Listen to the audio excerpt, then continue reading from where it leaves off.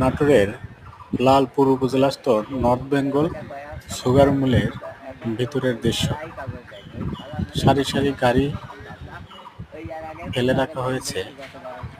আখ মৌসুমে এসব গাড়ি দিয়ে উপজেলার বিভিন্ন প্রান্ত থেকে হাজার হাজার টন আখ বয়ে মিলে নিয়ে আসা হয় এবং মিলের ভিতরে বেল্টের মাধ্যমে এসব আখ মাড়াইয়ের জন্য পাঠানো হয়।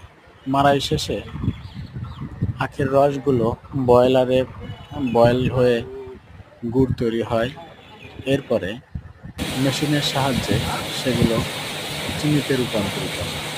এইসব চিনি প্যাকেটজাত হয়ে দেশের বিভিন্ন প্রান্তে চলে যায়।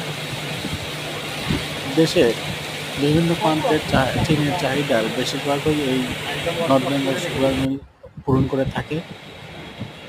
বছরের ৩ থেকে ৪ মাস এই মিলে উৎপাদন